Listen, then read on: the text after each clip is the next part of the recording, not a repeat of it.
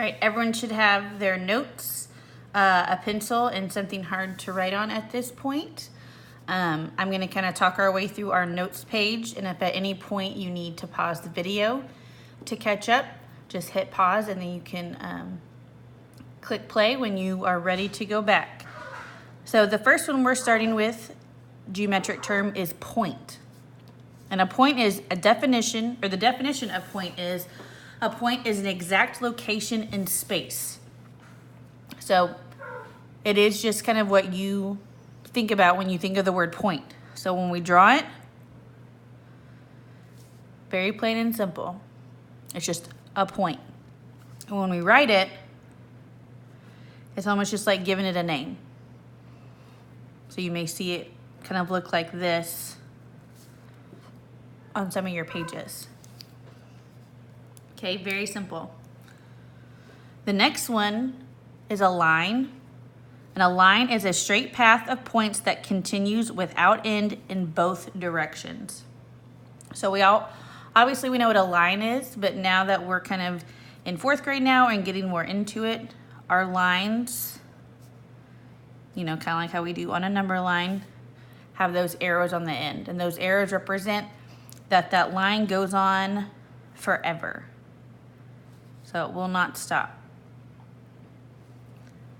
Okay, for the write it, it's the same, kind of the same thing, like giving it a name. So we can call it A, B, and with a little line on top. And so this one does not have the arrows. I'm sorry, it does have arrows. It'll have the arrows on top. And so that way, if you look at it, you know that line's name is AB. So A would be over here and B over here. All right, the next one is line segment. A line segment is part of a line between two endpoints. So I think this is kind of what we more traditionally think of as a line when you draw it. You have those two endpoints. Okay, so kind of going back to the point there, there's two endpoints right here. So to write that, if we label it A and B, that one is just a line on top, A, B. No arrows, no dots, just very simple.